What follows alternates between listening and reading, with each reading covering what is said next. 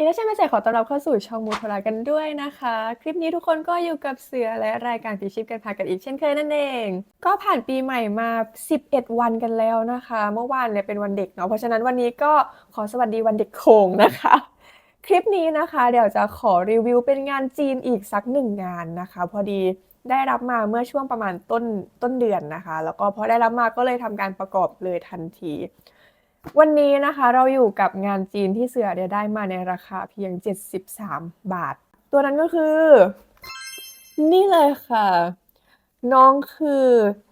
Gundam Exia Dark Matter นะคะ The Amazing Exia Dark Matter Amazing Exia นั่นแหละเป็น Exia ตัวที่โดนเรียกว่าโดนควบคุมได้ปะได้แหละใส่ชุดสูทที่แบบมันควบคุมด้วยพลังอนุภาคพับสกี้นะคะตัวนี้ก็คือเป็นงานจีนนั่นเองประกอบเสร็จแล้วเรียบร้อยนะคะซึ่งตัวนี้เนี่ยสำหรับเสือก็คือเสือค่อนข้าง Amazing สมชื่อเขาเลยนะคะบอกเลยว่าคลิปนี้เราค่อนข้างจะอวยตัวนี้พอสมควรเพราะว่าตัวที่เสือได้รับมาเนี่ยดีจริงทุกคนดีแบบเป็นงานจีนที่โอเคไม่แบบไม่คือแบบมันเวิร์กอะนะเดี๋ยวจะขอเบิกตัวเขามาให้ดูกันเลยดีกว่าค่ะและนี่ก็คือ The Amazing Exia Dark Matter นะคะสีดำแดงแต่บอกก่อนว่าแดงมันก็จะเป็นแดงออกแดงบานเย็นเหมือนลุงบันเหมือนเดิมนะคะสีมันจะแบบเขาเรียกยังไงนะคือสีในโทรศัพท์อะเนาะมันก็จะต่างจากสีความเป็นจริงนะคะยังไงก็กรุณาใช้วิจารณญาณในการรับชมเนาะแล้วก็แนะนำให้ดูรีวิวในหลายๆที่นะคะดูหลายๆรูปคือบางทีแบบหน้าจอของคนเรามันไม่เหมือนกันแล้วก็บางทีแบบการที่เสืออัดไปก็แบบแสงไฟที่เสือจัดด้วยตอนที่ตัดคลิปด้วยสีก็อาจจะผิดเพี้ยนไปได้แต่ว่าความเป็นจริงเขาคือสีแดงออกบานเย็นนะคะคือสีเดียวกับของลุงบันเลยไม่ใช่แดงเข้มไม่ใช่แดงเลือดหมูไม่ใช่แดงแป๊ดอะไรทั้งนั้นแดงบานเย็นเหมือนเดิมแต่ว่าณตอนนี้ที่เสือมองอยู่นะคะพอมันมืดลงเนาะแล้วก็มีไฟนิดหน่อยเนี่ยมันก็จะออกเป็นแดง แดงอันนี้คือออกเป็นแดงเลยก็แดงตามหน้าจอนั่นแหละแต่ว่าพอเป็นตอนกลางวันแบบแสงกลางวันอะไรเงี้ยมันก็จะเป็นแดงแบบออกบานเย็นเหมือนงานลุงบันนะคะอย่างที่แบบตอนคลิปก่อนนะที่แจ้งไปว่าไม่ชอบตัวนี้เพราะว่ามันเป็นสีแดงออกบานเย็นนะคะแต่แต่ว่าพอได้มาแล้วพอมาลองประกอบตอนกลางคืนมองมันก็เป็นแดงนะก็ไม่ได้แย่นะคะเอาจริงๆไม่ได้แย่มันก็โอเค แต่ว่าถ้าทำสีได้ก็คิดว่าทำสีดีกว่าทำให้มันเป็นเขาเรียกอะไรนะแบบแดงเมทัลลิกก็น่าจะสวยมากๆเลยสำหรับตัวนี้นะคะแล้วเดี๋ยวเสือจะพาไปดูเขาใกล้ๆกันว่าตัวนี้เนี่ยเสือ Amazing เขายังไงกันบ้างค่ะเดี๋ยวเราไปดูใกล้ๆกันเลยรีวิวกันอย่างใกล้ชิดนะคะให้ดูใกล้ๆหน้าตาสวดทรงองค์เอวหน้าหลังนี่นะคะ จะเห็นได้ว่าก็คือตัดแบบ รอยเกรดรอยอะไรก็ไม่เก็บทางนั้นนะคะงานจีนค่ะจะเป็นอย่างนี้แหละก็เลยจะชอบหยิบงานจีนขึ้นมาประกอบเพราะว่าเราจะหยิบขึ้นมาแล้วก็ตัดเลยประกอบเลยไม่ต้องมาคิดมากนะคะก็จะมีดาบ2 เล่มเนาะตามฉบับเขานะคะแล้วก็จะมีดาบที่ว่าเป็นดาบเหมือนพับได้ของเอ็กเซียนะคะก็ให้มาประกอบเหมือนกันแต่ว่าเสือไม่ได้ประกอบไว้เนาะแล้วก็ให้พัดมือมาเปลี่ยนนะคะเปลี่ยนเล่นได้อันนี้จะเป็นพัดมือที่เอาไว้ถือดาบมันก็เลยจะงอลงนิดนึงเป็นทรงแบบนี้ไม่งั้นมันจะถือดาบแบบเหมือนที่เห็นตอนต้นคลิปไม่ได้นะคะจุดขยับนะคะเสือรู้สึกว่าจุดขยับโอ้ ไม่เป็นไรจะรู้สึกว่าจุดขยับค่อนข้างดีนะสำหรับเสือนี่พึบจัดท่าได้นะคะแบบถือว่าโอเคมือหลุดมันเป็นมือแบบนี้นะหลุดง่ายสุดๆเลยขานะคะนี่ว่าจุดขยับแบบโอเคมากๆตอนประกอบก็คือรู้สึกดีสุดๆนี่อันนี้เมื่อกี้ก็มันเด้งออกเฉยๆนะคะตรงเขี้ยวมันจริงๆมันประกบได้สนิทเลยแหละนะแต่ว่าเมื่อกี้มันดีดออกอยากให้สังเกตตรงเนื้อพลาสติกนะคะเรารู้สึกว่าพลาสติกของงาน ค่ายนี้ค่อนข้างดีเลยทีเดียว ส่วนตัวนะ รู้สึกว่าจับแล้วมันโอเคอะแบบมันดีมาก มันไม่กองแกงอะใช่ใช้คำนี้แล้วกันแบบไม่กองแกงอะเป็นงานจีนที่โอเคเลยนะคะ แล้วด้วยความที่เราได้มาในราคาแค่70 กว่าบาท เรารู้สึกว่าแบบได้เป็นตัวแบบนี้มายืนคู่กับงานจีนก็คือถือว่าแบบเวิร์กแล้วอะนี่นะคะ หน้าก็น่าจะเพี้ยนหน่อยนะ เพราะว่าติดสติกเกอร์เบี้ยวนะคะ ตรงดวงตาเห็นไหม ตาข้างซ้ายจะค่อนข้างเล็กๆ เพราะว่ามันเบี้ยวเนาะ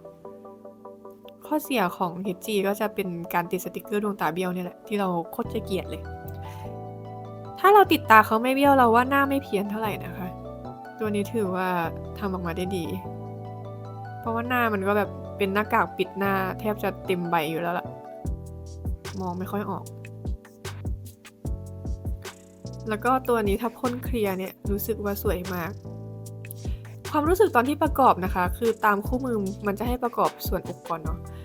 ตอนที่ประกอบคือเราประกอบลื่นมากทุกคนมันแบบมันกดลงล็อกทุกจุดนะแบบป๊อกแป๊กป๊อกแป๊กประกอบง่ายมาก ไม่ต้องควานต้องเหล่าอะไรเลย เรารู้สึกแบบเฮ้ยงานก๊อปมันทำได้ขนาดนี้เลยเหรอวะ ตอนที่ประกอบตรงนี้ว้าวมาก ทีนี้พอประกอบลำตัวเสร็จมันให้ประกอบหัวต่อ พอตรงหัวเท่านั้นแหละ เริ่มแปลก เริ่มกลับมาเป็นมาตรฐานของงานจีนนะคะ ประกอบแบบยากหน่อยๆ ต้องใช้ครีมช่วยกด แล้วหลังจากนั้นส่วนอื่นๆก็มีความประกอบยากประกอบง่ายปนๆกันไปนะคะ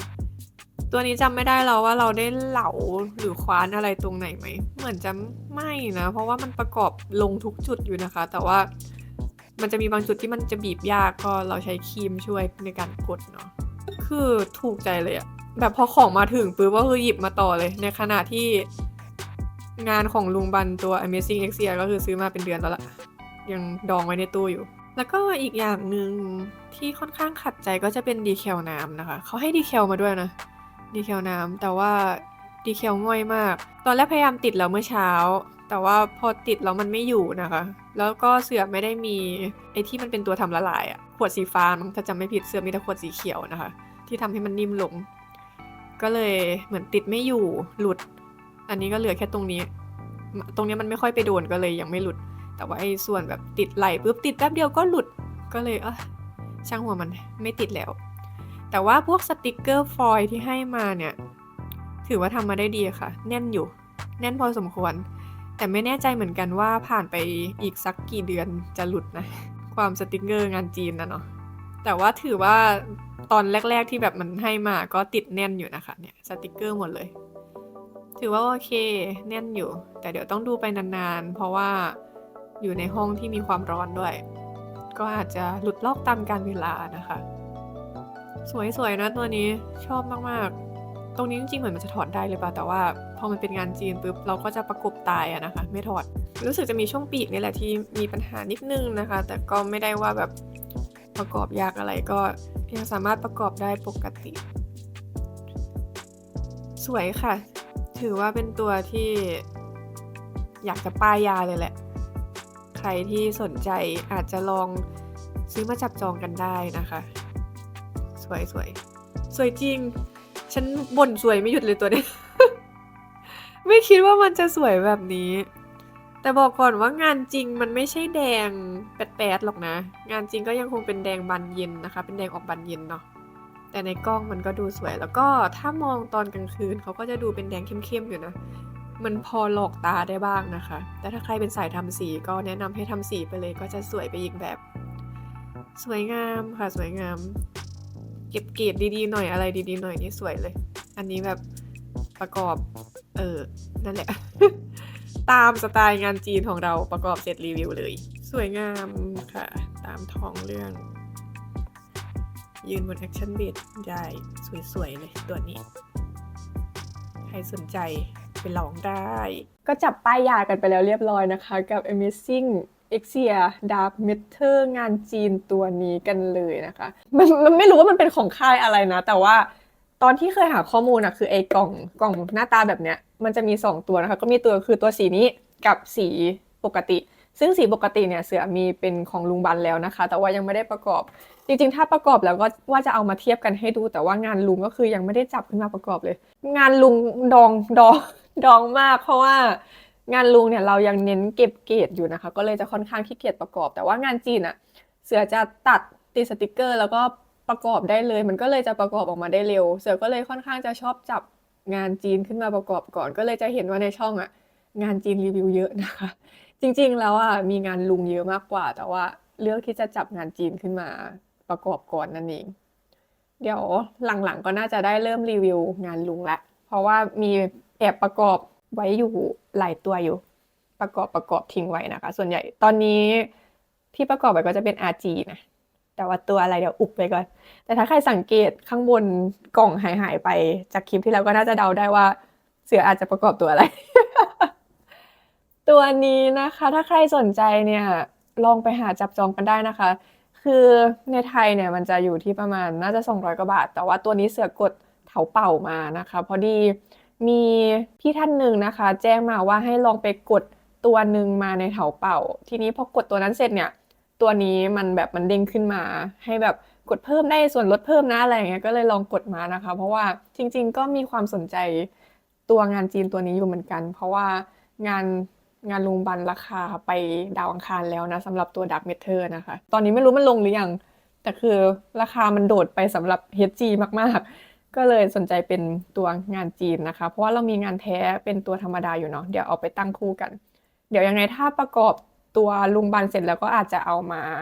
ยืนเทียบให้ดูอีกรอบหนึ่งก็เหมือนเดิมนะคะงานจีนเนี่ยมันเป็นอะไรที่ดวงใครดวงมันจริงๆนะแบบคือที่เห็นแบบเสือแบบออกมาพูดแบบชอบนั่นนี่คือก็มันก็ไม่ได้ว่าประกอบราบรื่นหมดทุกส่วนนะคะมันก็มีบางจุดที่มันแบบเสือต้องใช้ครีมตัดนะช่วยบีบเสือจะมีครีมตัดด้ามหนึ่งนะคะที่มันจะเป็นด้ามสีน้ำเงินนะตัวนั้นเสือจะชอบเอามาช่วยในการบีบในจุดที่เสือไม่สามารถกดให้มันลงได้นะคะแล้วก็บางทีก็ใช้ฟันกัดนิดหน่อยอะไรแบบนี้มันก็ยังมีจุดแบบนั้นอยู่แต่ว่าด้วยความที่ว่าเราไม่เจอแตกหักอะไรอย่างเงี้ยนะไม่ได้เจอว่าถึงขั้นมันแย่แบบแย่มากๆเสือก็เลยไม่ได้แจ้งนะคะว่าแบบมันแย่อะไรขนาดนั้นบางคนอาจจะแบบรีวิวเกินจริงหรือเปล่าอะไรเงี้ยคือไม่นะเราก็รีวิวตามที่แบบเหตุการณ์ที่เราเจอเลยก็เจอมาแบบนี้ก็รีวิวแบบนี้นะคะเพราะว่าที่เจอมาส่วนใหญ่ก็คือไม่ได้เจอหักไม่ได้เจออะไรก็ประกบแล้วมันก็ลงล็อกแต่ว่าสไตล์งานจีนก็คือพอประกบแล้วว่ามันจะแบบประกบตายเนาะไม่ควรจะแกะออกมาแล้วก็เสือไม่ใช่สายทำสีนะคะพอประกบปุ๊บเสือก็แบบก็ตั้งโชว์เลยเราก็ไม่ได้แบบจะแกะออกมาทำอะไรอีกมันก็เลยไม่ค่อยจะมีปัญหากับงานจีนเท่าไหร่แล้วก็ตั้งแต่ประกอบมาก็ยังไม่ได้เจอตัวที่แบบมันแย่มากๆจนจะต้องมาแบบโอ๊ยตัวนี้แบบโคตรแย่อะไรอย่างเงี้ยก็ยังไม่มีมันก็มีอยู่ตัวที่ว่าอาจจะไม่แนะนำแต่ว่าส่วนตัวที่ประกอบก็ไม่ได้แย่นะคะแต่ว่าตัวนี้ก็ไม่ได้แย่จริงๆพลาสติกก็โอเคสำหรับเสือคือแบบเขาเวิร์กมากๆคือดีเลยในราคาแค่70 กว่าบาทที่เสือจ่ายไปคุ้มค่ามากมาเป็นตัวอ๋อแล้วก็แถมถ่านมาให้ด้วยนะคะให้ถ่านสีใสมาแต่ว่ายังไม่ได้ประกอบถ่านก็ค่อนข้างจะเป็นถ่านที่ดูดีเลยลืมหยิบลงมาให้ดูแต่ว่าถ่านสวยมาพร้อมกับกล่องแล้วก็ตอนที่ส่งมานะคะเขาก็จะใส่กล่องน้ำตาลมาอีกชั้นหนึ่งนะก็เป็นกล่องนี้ใส่กล่องน้ำตาลมาอีกแต่ไม่มีบับเบิ้ลอะไรหรอกแต่ว่ากล่องก็ไม่ได้เสียหายนะคะเสือก็ได้รับของมาก็ไม่ได้เสียหายอะไรทั้งสองกล่องก็อยู่ในสภาพดีมีกล่องหนึ่งบุบนิดหน่อยแต่ว่าด้านในก็ไม่ได้มีอะไรเสียหายใครสนใจก็ไปหาจับจองกันได้นะคะส่วนตัวคือชอบ กลายเป็นว่าตัวนี้สวยสุดๆไปเลยเดี๋ยวหลังรีวิวเสร็จก็เดี๋ยวจะแวะเอาเขาไปพ่นเคลียร์นะคะอันนี้คือเอามารีวิวก่อนยังไม่พ่นเพราะว่าอยากให้เห็นความแบบเป็นเนื้อพลาสติกของเขาว่าแบบตัวนี้งานมันดีแบบงานโอเคจริงๆนะคะสวยเลยนี่มาคลิปนี้ก็แวะมารีวิว Dark Matter ตัวนี้ประมาณนี้นะคะ ถ้าใครชอบก็ไปหาจับจองกันได้ แล้วก็ในคลิปหน้านะคะ เดี๋ยวเราน่าจะได้ชมตัวใหญ่ๆกันแล้ว ตอนนี้เนี่ยเสือได้ประกอบ Daytime Meteor ของคุณนาวินเนี่ยเสร็จเรียบร้อยแล้วนะคะ ตัวนี้ก็จะเป็นตัวที่เป็นมังกรตัวใหญ่ๆเนาะแล้วก็มีน้องผู้หญิงอีก1 ตัว บอกเลยว่างานดีงานสวยมากหลังจากที่เดี๋ยวก็ประกอบเดี๋ยวก็หยุดไปจนผ่านมาเดือนกว่านะคะ ไม่รู้คุณนาวินลืมไปแล้วหรือยังว่าส่งมังกรมาให้เสือ ตอนนี้ประกอบเสร็จแล้วเรียบร้อยนะคะ เดี๋ยวรอดูในคลิปถัดไปได้เลย เตรียมพร้อมจะรีวิวกันแล้วนะคะ สวยมากแล้วก็ตัวใหญ่มาก ตัวไม่ได้ใหญ่หรอกปีกมังกรอะใหญ่ใหญ่โพดตอนนี้ก็คิดอยู่ว่าจะตั้งยังไง ตอนนี้คือประกอบตัวไว้ แล้วก็ปีกแยกไว้ก่อนเพราะว่าถ้าใส่ปีกเข้าไปก็คือยัดเข้าตู้ไม่ได้แน่นอน ใหญ่จริงๆตัวนี้โอ้โหแต่ว่าก็เป็นอีกตัวที่เสือค่อนข้างแนะนำมากๆนะคะ เดี๋ยวยังไงไว้เจอกันในคลิปหน้านะคะ ส่วนคลิปนี้ก็ขอตัวลาไปก่อนนะคะ แล้วทุกคนทับจุ๊มวดบ๊ายบายค่ะ